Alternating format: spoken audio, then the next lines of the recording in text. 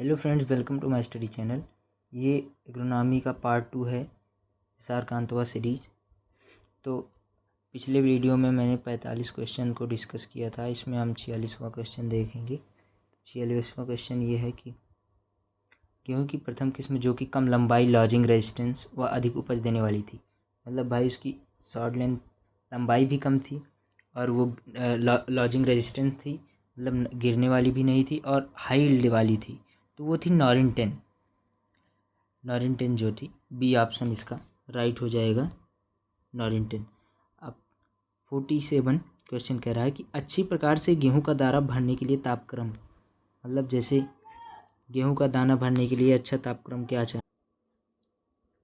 अच्छी प्रकार से गेहूं का दाना भरने के लिए तापक्रम कितना चाहिए। मतलब भाई जो डफ स्टेज आती है उसमें क्या होता है गेहूं की कि जो मिल्की सब्सटेंस रहता है वो फिर सख्त होना चालू कर देता है, तो उसी को डफ स्टेज कहते हैं। तो वही एक प्रकार से दाना भरना ही हुआ। उसमें 23 से 25 डिग्री सेल्सियस होना ज़रूरी है। तो 47 का सी ऑप्शन हो जाएगा सही। 48वां क्वेश्चन ये कह रहा है कि गेहूं का इन्फ्लोरेसेंस क्या कहलाता है। गेहूं का पुष्पक्रम, इसको ईयर होगा, इसका ऑप्शन ए सही हो जाएगा। इसको ईयर भी कहते हैं, हेड भी कहते हैं, स्पाइक भी कहते हैं, तीनों नाम से आप कह सकते हैं। पेनिकल आप जानते हैं जैसे कि राइस में होता है। तो 49वां क्वेश्चन ये कह रहा है कि गेहूं की उचित बीज दर क्या है। भाई नॉर्मल सी पूछा है। गेहूं की उचित बीज दर 100 kg रखते हैं।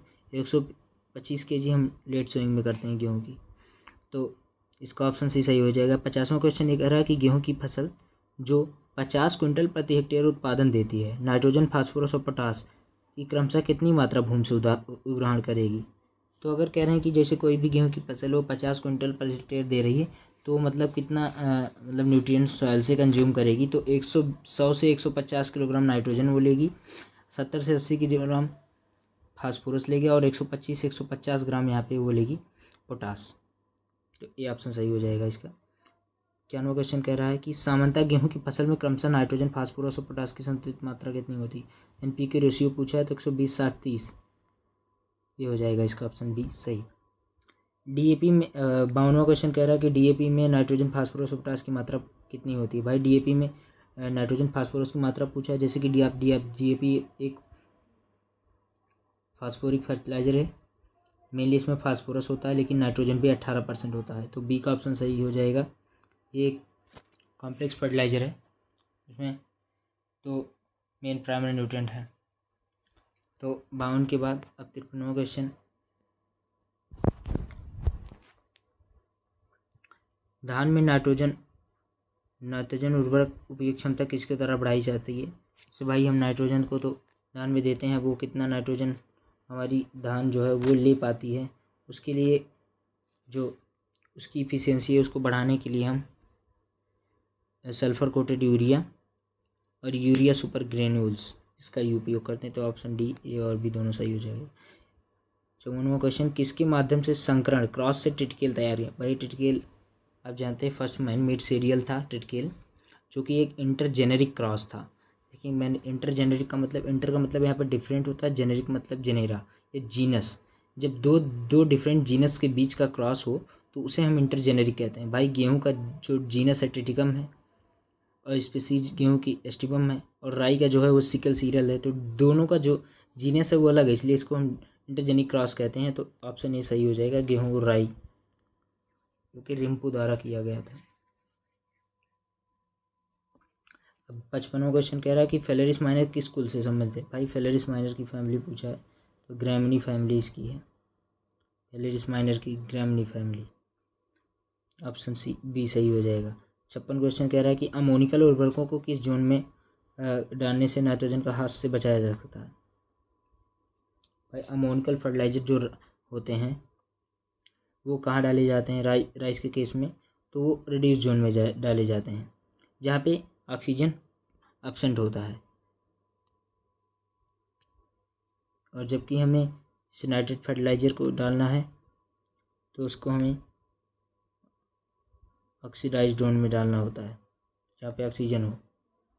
हरित क्रांति किन फसलों में सबसे ज़्यादा सफल रही है। तो हरित क्रांति के लिए जो 2 फसल थी, व्हीट और चावल, ये रिस्पॉन्सिबल है। खाद्यान्नों की कीर्तिमान उत्पादन 265 मिलियन टन किस वर्ष में हुआ? 2013 से 14 जो फूड सिक्योरिटी मिशन था उसके दौरान हुआ था। 59वां क्वेश्चन कह रहे हैं कि धान की फसल में अक्योची रोग का कारण क्या है? भाई अक्योची रोग का कारण जो है वो हाइड्रोजन सल्फाइड है, H2S। पीएच मान 4 पर किस फास्फोरस आयन की प्रधानता होती है? H2PO4 की। मतलब बी ऑप्शन सही हो जाएगा इसका। 61वां क्वेश्चन क्या कह रहा है कि गेहूं में प्रथम सिंचाई किस अवस्था पर देनी चाहिए? भाई फर्स्ट इरिगेशन जो है वो क्राउन रूट इनिशिएशन 21 दिन बाद जो आती है उस पर देना चाहिए। 60 का ये क्वेश्चन सही होगा। क्राउन रूट भाई जो है वो मतलब उस टाइम पे देना चाहिए CRI पर। मतलब इसका क्राउन नाम क्यों पड़ा? क्योंकि जो रूट हैं वो जैसे ये प्लांट हो गया तो यहाँ पे जैसे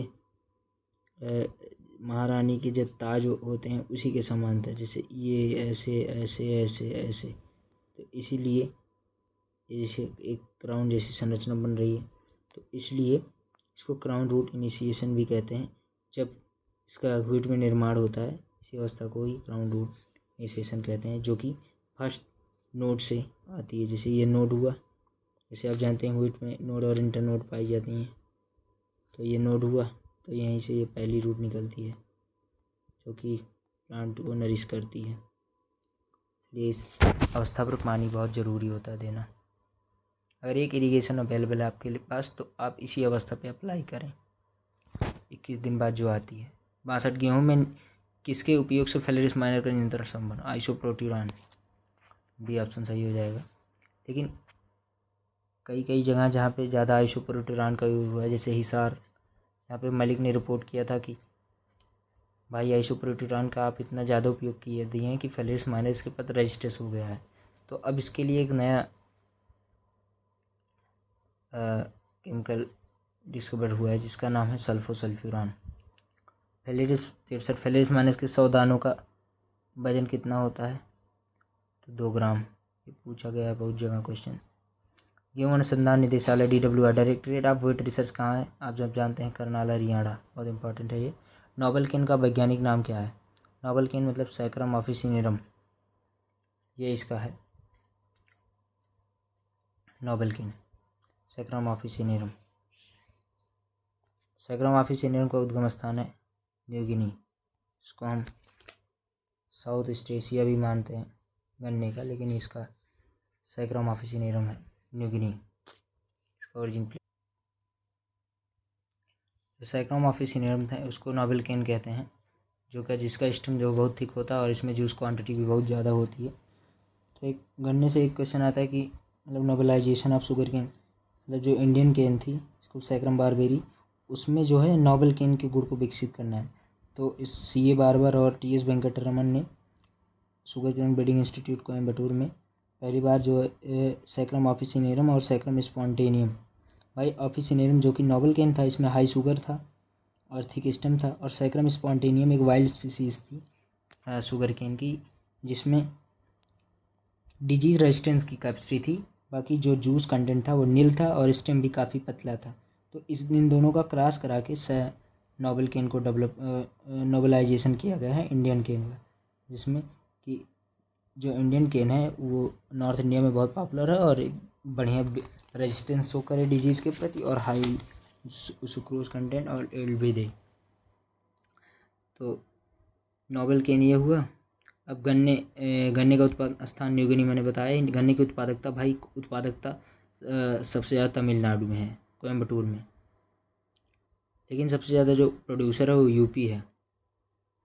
गन्ने का कृषि धर क्षेत्रफल और उत्पादन भारत के किस राज्य में सबसे अधिक? यूपी, सी ऑप्शन सही 68। गन्ने के टुकड़े शुगर सेट्स पर अस्थायी जड़ें होती हैं भाई, सूट रूट, ये होती हैं सूट रूट से। ये हुआ गन्ना, यहाँ नोड तो इन हर नोड के पास एक बड होती है और वहीं से ये ऐसे ऐसे जड़ें निकली रहती गन्ने की बढ़वार के लिए अनुकूल तापक्रम होना चाहिए। 71वां क्वेश्चन कह रहा है 26 से 32 डिग्री सेल्सियस। ये रहा सी ऑप्शन सही हो जाएगा। 70 कह रहा है कि गन्ने का पुष्पक्रम इन्फ्लोरेसेंस। भाई ये रहा था एरो। एरो क्यों कहते हैं? एरो मतलब एक प्रकार से आप समझिए ऐसे तीर, क्योंकि जो गन्ने का इन्फ्लोरेसेंस है वो एक तीर की तरह होता है, इसलिए इसको एरो कहते हैं। अखिल भारतीय गन्ना अनुसंधान या ICRP ऑन शुगरकेन कब आया था? 1970 से 71 से। काफ़ी इंपॉर्टेंट क्वेश्चन है ये। और ये 73वां क्वेश्चन कह रहा है कि अर्धशाली गन्ने की रुपाई कब की जाती है? भाई अर्धशाली की जुलाई अगस्त, जून जुलाई ऐसे मेंशन है, लेकिन यहाँ पे जुलाई अगस्त मेंशन है किताब में, तो ये सही आंसर हो जाएगा। 74वां क्वेश्चन कह रहा है उगाने के लिए गन्ने के शीर्ष भाग टॉप पोर्शन का चयन करना चाहिए क्योंकि इसमें प्रचुर मात्रा में क्या होता है? भाई अब जैसे गन्ना आप हार्वेस्ट किए, किसी को भाई गन्ना को लेना है, जैसे हम ही आप गन्ना जब उसको चबाने जाते हैं तो सोचते हैं कि हमें ऊपर वाला कंटेंट ना मिले, क्योंकि ऊपर वाला कंटेंट जो रहता है toppest part of the sugar cane, उसमें ग्लूकोज ज़्यादा होने के कारण वो मीठा कम लगता है, क्योंकि जो सुक्रोज है ज़्यादा मीठी है ग्लूकोज से।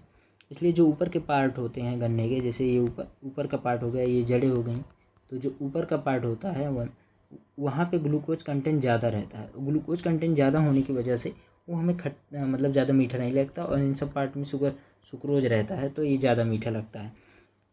इसी वजह से जब हम मतलब गन्ना हम खुद यूज करते हैं तो हम नीचे वाला भाग लेना ज़्यादा पसंद करते हैं, लेकिन जब हम उसको सोइंग करते हैं, सोइंग के दौरान भाई हमें सोइंग करनी है। सोइंग करने में हमें एनर्जी मतलब जब गन्ना हम ज़मीन में लगा देंगे उसके सेट्स को, अब उसको जर्मिनेट होने के लिए एनर्जी की ज़रूरत पड़ेगी, तो ये सुक्रोज जो है ये तुरंत तो ग्लूकोज में कन्वर्ट नहीं होगा, और ग्लूकोज ही जो है वो एनर्जी देगा लास्ट में।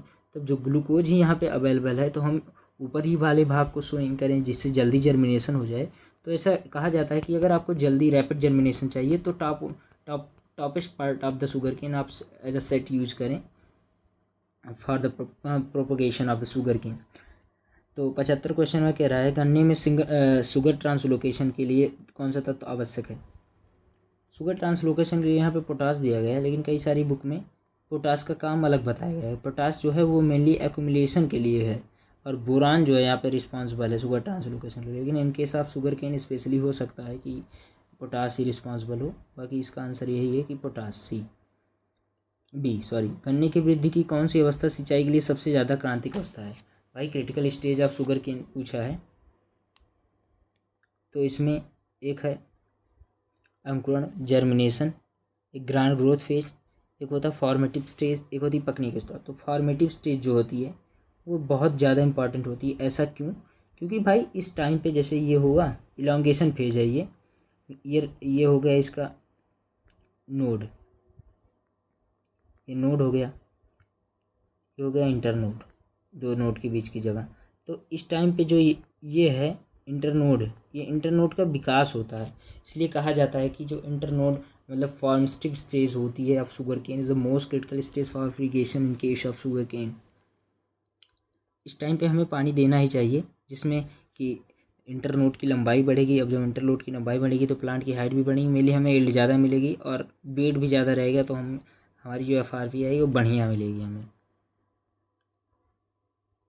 71वां क्वेश्चन कह रहा है कि गन्ने की रुपाई के लिए कितने माह तक गन्ने की फसल में खरपतवार और स्पर्धा बनी रहती है? 4 मंथ तक। भाई गन्ने की फसल में खरपतवार नियंत्रण के लिए कौन सा खरपतवारनाशियों का प्रयोग किया जाना चाहिए? आप सिमाइजिन डाल सकते हैं, अट्राजिन डाल सकते हैं, एलाक्लोर डाल सकते हैं, उपयुक्त सभी कोई भी आप डाल सकते हैं। गन्ने का सबसे भयंकर रोग मोस्ट सीरियस डिजीज़ क्या होता है? लाल सड़न, रेड नोट, जो कि कोलोलेट्राइकम फलगटम नामक फंगस से होता है, जिसमें गन्ने की पित्त होती है वो लाल रंग की हो जाती है, जो कि शुगर ट्रांसलोकेशन को ब्लॉक कर देता है एक प्रकार से। 80 क्वेश्चन कह रहा है कि 1 हेक्टेयर भूमि में गन्ना की रुपाई के लिए कितने सेट्स बड़े सेट्स की आवश्यकता होनी चाहिए? भाई नॉर्मल पूछा है 35 से 40 हज़ार।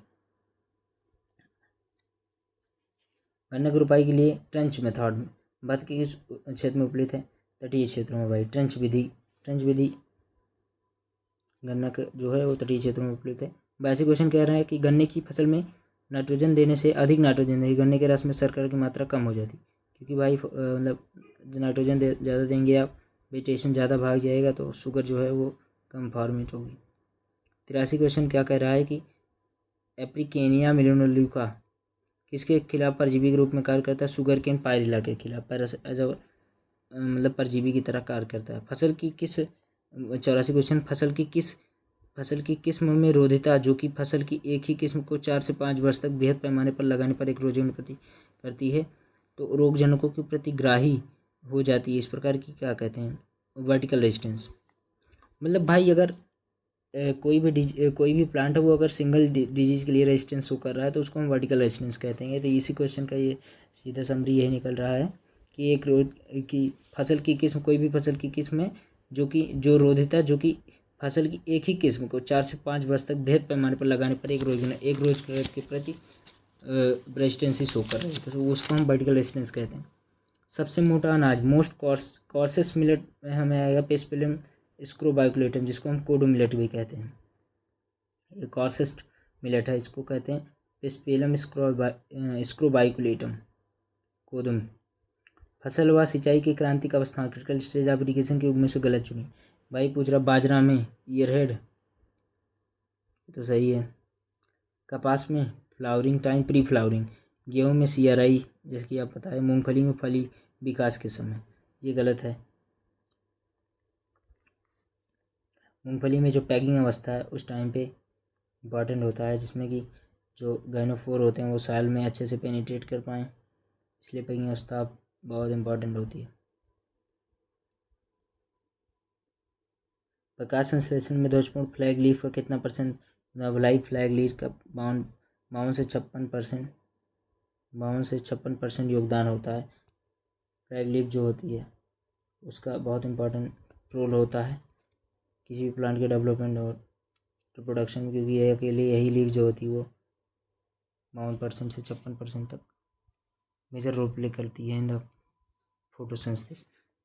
तो पार्ट 3 में हम और आगे देखेंगे क्वेश्चन एग्रोनॉमी सीरीज का। Thank you.